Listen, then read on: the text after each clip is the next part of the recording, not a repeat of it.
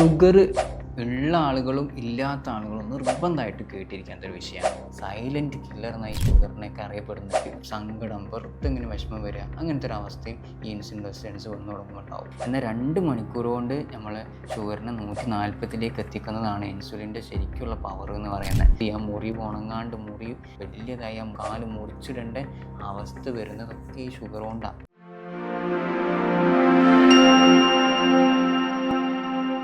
അസ്സലാമു അലൈക്കും വറഹ്മത്തുള്ളാഹി. ഡോക്ടർ മുഹമ്മദ് ഷിബിലിയാണ്. നമ്മളിന്ന് സംസാരിക്കാൻ പോകുന്നത് ഷുഗർ ഉള്ള ആളുകളും ഇല്ലാത്ത ആളുകളും നിർബന്ധമായിട്ട് കേട്ടിരിക്കേണ്ട ഒരു വിഷയമാണ്. ഷുഗർ ഉള്ള ആളുകൾ നിങ്ങളെ പോലെ ആർക്കും ഷുഗർ വരാതിരിക്കാൻ ബാക്കിയുള്ളവർക്ക് പറഞ്ഞു കൊടുക്കുകയും വേണം. ഷുഗർ ഇല്ലാത്ത ആളുകൾ കേട്ട് നമുക്ക് ഷുഗർ വരാനുള്ള സാധ്യത ഉണ്ടോ ഇല്ലേ എന്ന് മനസ്സിലാക്കാനുള്ള വഴിയാണ്.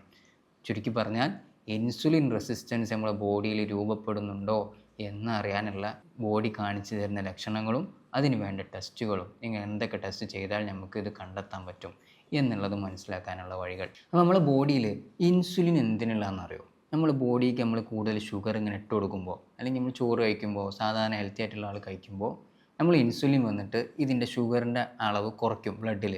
കാരണം ഷുഗർ ബ്ലഡിൽ കൂടുതൽ കിടന്ന ഒരുപാട് പ്രശ്നമാണ്. ഈ ഷുഗർ ഭയങ്കര നീർക്കെട്ടുണ്ടാക്കുന്ന സാധനമാണ്. ഷുഗർ അവിടെയും ഇവിടെ പറ്റിപ്പിടിച്ച് കിടക്കും. നമ്മുടെ ബോഡി അതിനോട് നെഗറ്റീവായിട്ട് പ്രതികരിക്കാൻ തുടങ്ങും. നമുക്ക് ഒരുപാട് ആവശ്യമുള്ള സാധനമാണ്. നമ്മുടെ ബോഡി മൊത്തത്തിൽ ഓടുന്നത് ഈ ഷുഗറുമ്മല.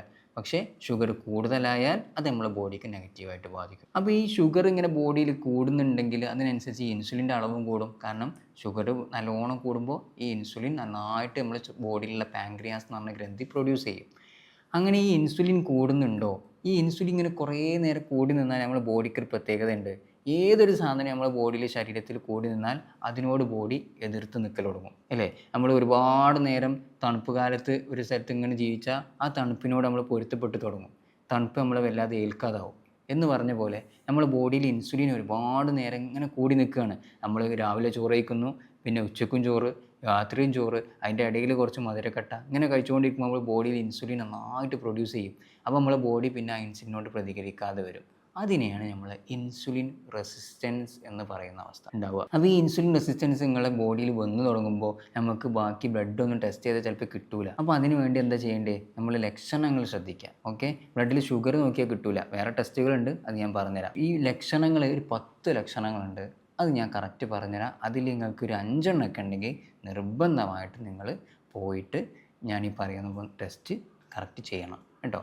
അതിൽ ഒന്നാമത്തെ ലക്ഷണം നോക്കിയേ, നമുക്ക് ഈ ഷുഗറിനോട് ഭയങ്കരമായിട്ട് ക്രേവിങ് വരിക എന്നുള്ളതാണ്.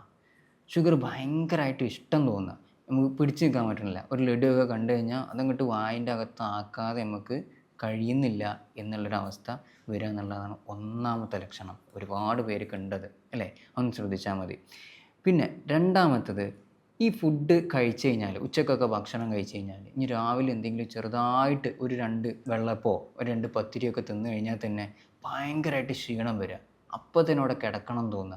സാധാരണ കുറച്ച് ഫുഡ് കഴിക്കുമ്പോൾ ചെറിയ ഒരു എന്താ അതുവരെ ഉണ്ടായിരുന്ന എനർജി കുറച്ചൊന്ന് ലേശം കുറയും. പക്ഷേ ഇത് എങ്ങനെയാണെന്ന് വെച്ചാൽ ഇത് കഴിച്ചു കഴിഞ്ഞാൽ ഭയങ്കര ക്ഷീണം അങ്ങോട്ട് വരും, കിടക്കാൻ തന്നെ തോന്നുക എന്നുള്ള അവസ്ഥ വരിക. അതാണ് രണ്ടാമത്തെ കാര്യം. മൂന്നാമത്താണ് വെയിറ്റ്. നമ്മുടെ ബോഡീൻ്റെ വെയിറ്റ് ഇങ്ങനെ കൂടുന്നുണ്ട്, പക്ഷെ അതിൻ്റെ പ്രധാനമായിട്ട് കൂടുന്നത് ഈ വയറിൻ്റെ ഈ ഭാഗത്തായിട്ട്. ഇവിടെ ഇങ്ങനെ കൊഴുപ്പ് കൂടുന്നുണ്ട് എന്നുള്ളതാണ്. നമ്മുടെ വയറ് ഇങ്ങനെ നന്നായിട്ട് വീർത്ത് വരുന്ന ഒരവസ്ഥ ഉണ്ടാവുക. ശരീരത്തിന് ബാക്കിയുള്ള ഭാഗമൊന്നും കൂടുന്നില്ല എന്നുള്ള അവസ്ഥയും ഈ ഇൻസുലിൻ റെസിസ്റ്റൻസ് വരുന്നതിനെ സൂചിപ്പിക്കുന്ന. നാലാമത്തത്, വെയിറ്റ് എത്ര ഡയറ്റ് എടുത്തിട്ടും കുറയുന്നില്ല എന്നുള്ള അവസ്ഥ. നമ്മൾ ഒരുപാട് ഷുഗർ കട്ട് ഉണ്ട്, ചോറ് കുറയ്ക്കുന്നുണ്ട്, പക്ഷെ എന്ത് കാട്ടിയിട്ടും വെയിറ്റ് ചിലപ്പോൾ ഒരു 1/2 കിലോ കുറയും, അല്ലെങ്കിൽ 1 കിലോ ഒക്കെ കുറയുക. എന്ത് കാട്ടിയിട്ടും വെയിറ്റ് കുറയുന്നില്ല എന്നുള്ള അവസ്ഥയും ഈ ഇൻസുലിൻ റെസിസ്റ്റൻസിനെ കാണിക്കുന്നതാണ്. പിന്നെ നമുക്ക് കാണാൻ പറ്റുന്നൊരു സംഭവമുണ്ട്. നമ്മൾ ഈ കഴുത്തിൻ്റെ ഇവിടെയൊക്കെ അല്ലേ, ഇവിടെ ചെറിയ ചെറിയ കുരുക്കൾ വരിക. കുരുക്കൾ ഇങ്ങനെ നമ്മൾ പാറ എന്നൊക്കെ, ഇരുമ്പാറ എന്ന് പറയുന്ന പോലെ അതിൻ്റെ തൂങ്ങി കിടക്കുന്ന ഇങ്ങനെ പെൻഡുലം, നമ്മൾ ക്ലോക്കിൻ്റെ ഈ പെൻഡുലം ആടുന്ന പോലെ ഇങ്ങനെ ആടുന്ന പോലെ ഫിഗ് വാർഡ്സുകൾ ഇങ്ങനെ ചെറുതായിട്ട് കഴുത്തിൻ്റെ ഇവിടെ കക്ഷത്തിൽ ഒക്കെ ഇങ്ങനെ കുരുവായിട്ട് വരുന്നത് ഈ ഇൻസുലിൻ റെസിസ്റ്റൻസിനാണ്. അതുപോലെ അടുത്ത ലക്ഷണമാണ് ഇവിടെ കറുപ്പ് നിറം ഇവിടെ വരിക, കക്ഷത്തിൽ വരിക. ഈ അഴക് എന്ന് പറയുന്ന അത് കാലിൻ്റെ ഇടയിൽ, തുടേൻ്റെ ഇടയിലുള്ള ഭാഗങ്ങളിൽ അവിടെയൊക്കെ ഈ കറുത്ത നിറം വരുന്നതും ഇതിൻ്റെ ലക്ഷണമാണ്. പിന്നെ പീരിയഡ്സ്, സ്ത്രീകളിൽ പീരിയഡ്സ് തെറ്റിപ്പോവുക. ഈ PCOSൻ്റെ ഭാഗം PCOD PMOS എന്നൊക്കെ പറയപ്പെടുന്ന അതിൻ്റെ ഭാഗമായിട്ട് ഈ ഇൻസുലിൻ റെസിസ്റ്റൻസിൻ്റെ ഭാഗമായിട്ടാണ് അത് വരുന്നത്. അപ്പോൾ ഈ ഇൻസുലിൻ റെസിസ്റ്റൻസ് ഉണ്ടാകുമ്പോൾ ഈ പീരിയഡ്സ് തെറ്റാൻ തുടങ്ങും. ഇങ്ങനത്തെ ഈ ലക്ഷണങ്ങൾ. പിന്നെ ഇതൊക്കെയാണ് ഇതിൻ്റെ മെയിനായിട്ടുള്ള ലക്ഷണങ്ങൾ, നമുക്ക് ശരീരം കാണിച്ചു തരുന്ന ലക്ഷണങ്ങൾ കേട്ടോ. അപ്പോൾ ഇതിൽ ഞാൻ പറഞ്ഞ സംഭവം, ഇതിന് കൂടെ തന്നെ നമുക്ക് ബ്രെയിൻ ഫോഗ് എന്ന് പറഞ്ഞ സംഭവം, മൊത്തത്തിലൊരു മന്ദപ്പ് തലയ്ക്കുണ്ടാവും. ഒന്നും ചെയ്യാൻ തോന്നില്ല, ഭയങ്കര മടി, ഭയങ്കര ഒരു സങ്കടം, വെറുതെ ഇങ്ങനെ വിഷമം വരിക, അങ്ങനത്തെ ഒരു അവസ്ഥയും ഈ ഇൻസുലിൻ റെസിസ്റ്റൻസ് വന്നു തുടങ്ങുമ്പോൾ ഉണ്ടാവും. അപ്പോൾ ഇത്രയും കാര്യങ്ങളാണ്. ഇനി ഇത് നമുക്ക് എങ്ങനെ ടെസ്റ്റിലൂടെ കണ്ടെത്താം എന്നുള്ളതിലേക്ക് നമുക്ക് നോക്കാം. ടെസ്റ്റ് എന്ന് പറയുമ്പോൾ നമുക്ക് സാധാരണ നമ്മൾ ഷുഗർ ഉണ്ടോ നോക്കാൻ വേണ്ടി ആളുകൾ എന്ത് ചെയ്യും, പെട്ടെന്ന് പോയിട്ട് ഫാസ്റ്റിംഗ് ഷുഗർ FBS ചെയ്യും, PPBS 2 മണിക്കൂർ കഴിഞ്ഞിട്ടുള്ള ഷുഗർ ചെയ്യും. പക്ഷെ അതിൻ്റെ പ്രശ്നം, അത് നമ്മൾ തടിയിൽ ഇൻസുലിൻ്റെ പ്രവർത്തനം പറ്റങ്ങട്ട് ഫെയിൽ ആകുമ്പോഴേ ഇത് കൂടുള്ളൂ. നമ്മൾ സാധാരണ പറയാറില്ലേ, ഫാസ്റ്റിങ്ങിൻ്റെ ബ്ലഡ് ഷുഗറാണ് 110 വരെ കുഴപ്പമില്ല, അത് മാക്സിമം ഒരു 140 വരെ ഒന്നും കുഴപ്പമില്ല എന്നൊക്കെ പറയുന്നത്.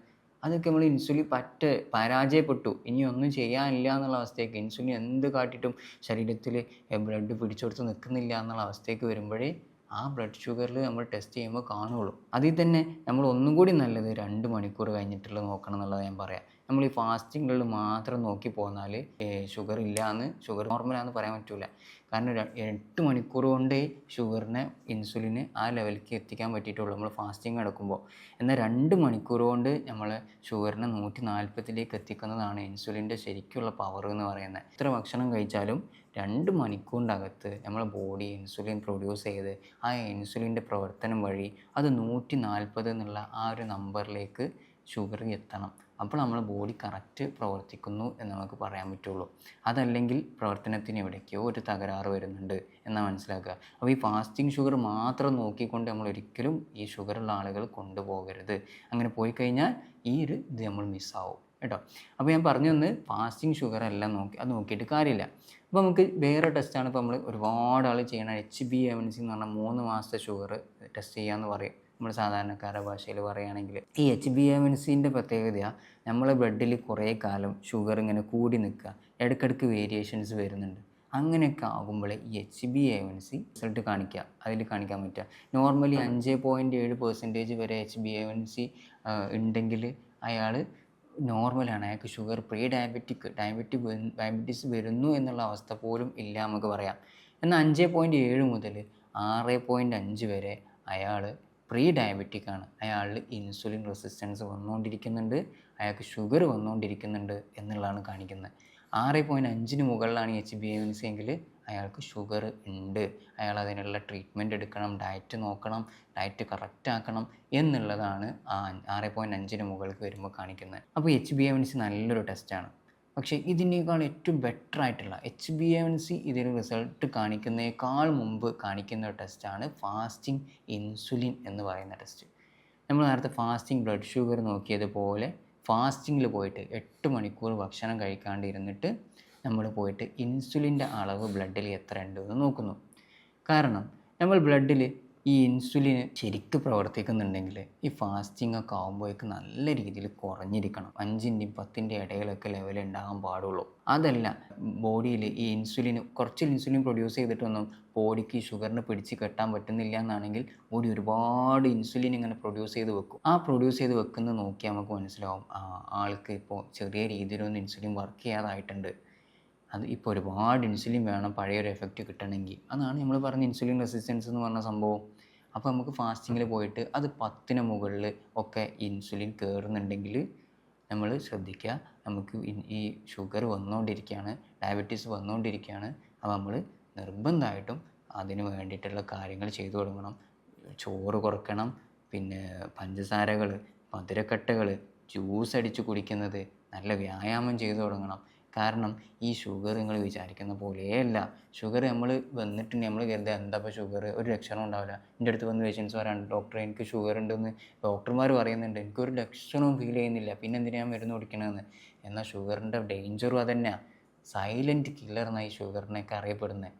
സൈലൻറ്റ് കില്ലർ എന്ന് നമ്മൾ അറിയില്ല, ലക്ഷണമൊന്നും ഉണ്ടാവില്ല. നമ്മുടെ ബോഡിയിൽ ഓരോ സ്ഥലത്തും ബ്ലോക്കുകൾ ഉണ്ടാക്കി ആ ബ്ലോക്ക് കാരണം തലയിലേക്ക് ബ്ലോക്ക് വന്നാൽ സ്ട്രോക്ക് വന്ന ആൾ വീഴും, അടിച്ചു പോകും. സ്ട്രോക്ക് വന്നിട്ട് കയ്യും കാലൊക്കെ തളർന്നു പോകുന്ന അവസ്ഥ. ഇനി ഹാർട്ടിലേക്കാണ് ആ ബ്ലോക്ക് വരുന്നതെങ്കിൽ ഹാർട്ട് അറ്റാക്ക് വരും.